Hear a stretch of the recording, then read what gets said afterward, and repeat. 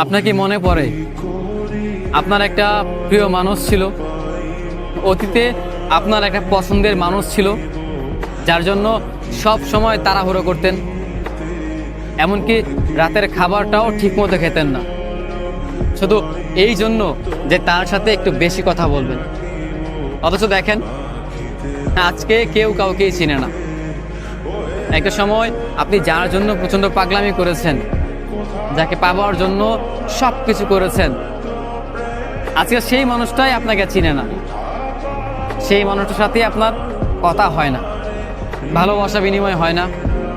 যার সাথে প্রতিটা সময় বলতেন তোমাকে ভালোবাসি ভালোবাসি, তোমাকে না পেলে আমি বাঁচব না, আজকে এই মানুষটার সাথেই কথা হয় না। আমার নিজেরও একটা মানুষ ছিল, প্রতিটা মানুষের জীবনে হয়তো একটা না একটা ভালোবাসার মানুষ থাকেই।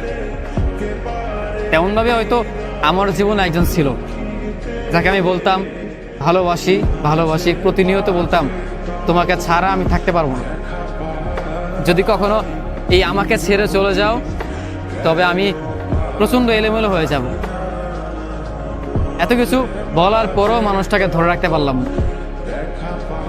নিয়তির কাছে তাকে হারাতেই হলো।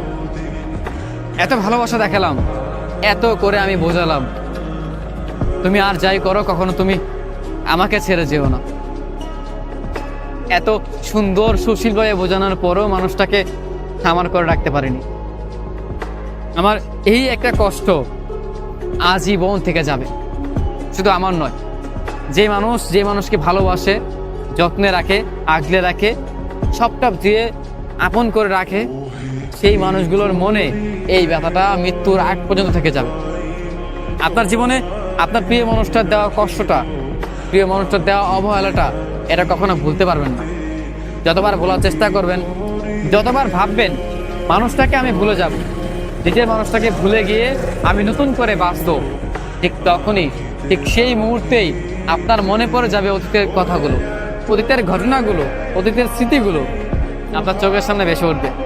কেউ না জানুক, কেউ না বুঝুক, শুধু আপনি জানবেন, আপনিই বুঝবেন তাকে কতটা ভালোবাসেন, তাকে কতটা মিস করেন।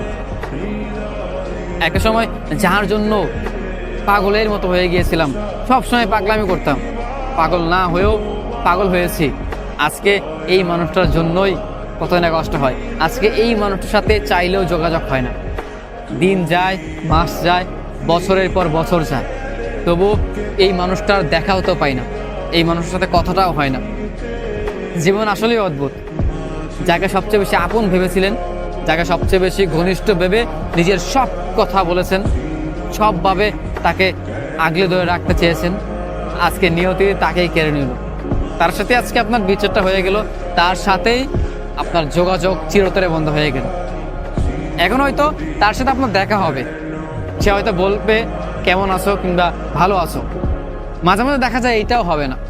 কিংবা আপনি বলতে চাইবেন কেমন আছো ভালো আছো, কিন্তু সেটাও বলতে পারবেন না।